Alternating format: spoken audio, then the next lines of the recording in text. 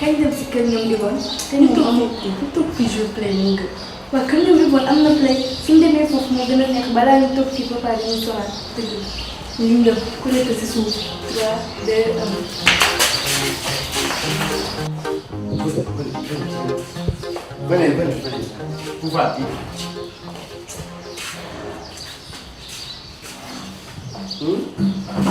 tey amul kii bi ñu doon demee suñu kër tey. tey cours nar woon am mais dafa am histoire bu am importance te foog ngeen xam ko ñëw leen en classe. On démarre.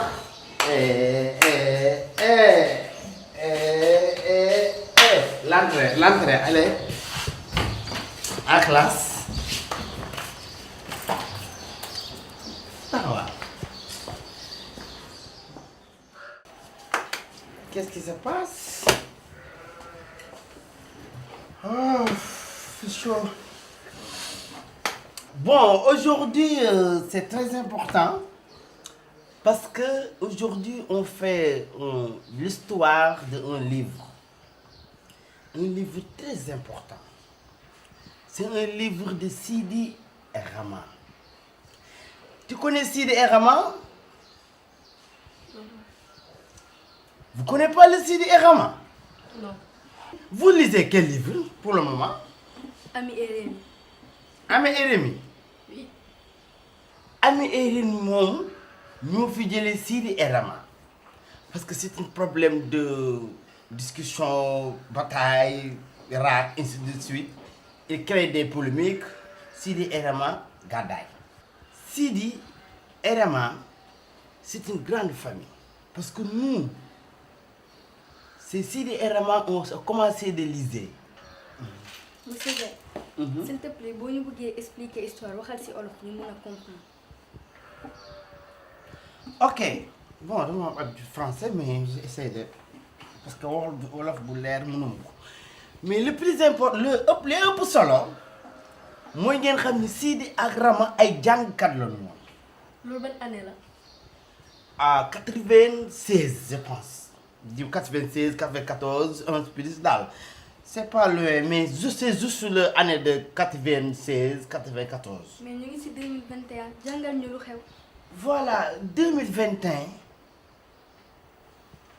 Il faut penser sur des années passées pour venir sur la 2021. Dégg nga wax histoire bi nag c'est large parce que tonton Simon dans sur l'histoire c'est une cousin de Sidi Rama, tonton Simon. Tata Rose, il gère la vie de Sidi Rama. Mais finalement, sur les problèmes, Tata Rose retourne à la village. Monsieur Guèye kenn du wax à la village au village. Ok, au village. Mais après le retour à la village, au village, ou dimanche, il récupérait Maman Rose à la village. du Tata Rose mooy dem village. Waaw, Maman Rose tamit day dem parce que ci famille bi la bokk. Comprendre nga. lu la si jaaxal rek. ci fi ngay dugg ak ñi ngay contacter man naa la yónnee ay contacts yu bëri yi nga xamante ne di ngeen mën a ajouter Instagram. te xam nga foofu liggéey bi foofu la gën a doxee. si comprendre nga. maa ngi fi. naa la partager aussi sa page yeeg sa yooyu noonu yëpp. après yow ñu déggante rek. aw nan ma cee jàpp nag de. yow sama nit nga su ma la jàppale yow kan laay jàppale. man daal aw ma sa fay. kontaan naa de sant naa la gërëm naa dañoo war a jàppalante. incha allah waaw mënoon naa nekk sa situation. mooy loolu yow wuy ma. waaw lu la si jaaxal rek def ma si. xam naa amoo temps bàyyi la nga dem rek après ñu déggoo. naa fi ñëwaat waaw dinaa la woo sax. léegi merci beaucoup bonne journée. kii. Salif, c'est le problème. Finalement, Salif, il est allé à Fouta pour continuer. Monsieur stop kenn du wax il a allé il est allé. Il est allé, hein? Mais Salif, sur le retour de Salif, il y a beaucoup de polémiques. Parce que, au début, Salif, il n'aime pas de retourner. Mais, il n'y a pas de solution. Parce que la famille est partagée. Il y a un filtre dans la famille de polémication, des débats. Tout le monde prend les responsabilités. Quand Adama commencer de regarder les gens, membres de famille prendre les bagages, arrangement des bagages. Adama, il prend les responsabilités de retourner dans la ancienne tente de la famille. Le trondo, nous avons tubaab di waxe trondo mu la dem seeti moom dafa dellu ci famille moom. Monsieur homonyme la ñu wax. Homonyme. Merci. Les homonymes, dans la membre de famille, chaque personne prend le homonyme.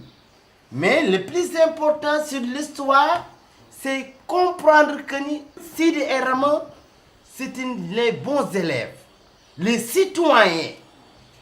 Très important. Parce que Sidi souvent, il montrait comment on vit dans la rue, comment on discute avec les parents, avec les maîtres, avec les membres de famille. C'est une chose très importante.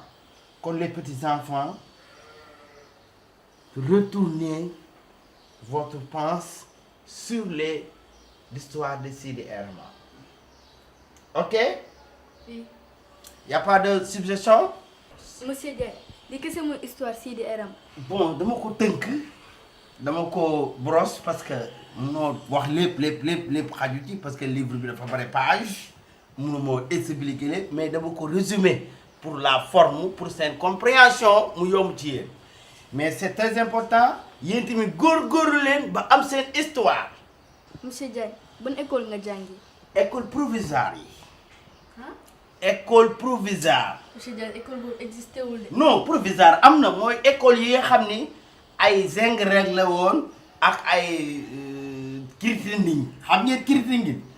Du keroog yooyu yaa ñu waxoon ni que yow président yi la bokkoon école. C'est provisoire la président génne foo yaakaar fa la génn loolu dafa yàgg du tey mais le plus important mooy bu leen jàngum yàkkamti jël leen seen patience ngeen am esprit de savoir un en un. Monsieur Diagne, problème bu Sidi et Rama am ak Ami RMI moom nañ bañ a am ak yow. Il n'y a aucun de problème. Je ne cherche pas des problèmes. Je suis venu ici pour donner des cours. Rangez vos bagages. Ok, rangé. Déjà rangé. Tey dinañu dara.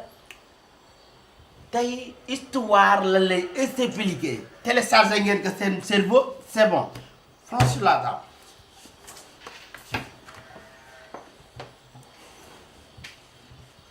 dañ koy yàq rek mu suñu yaay bàyyi ñu.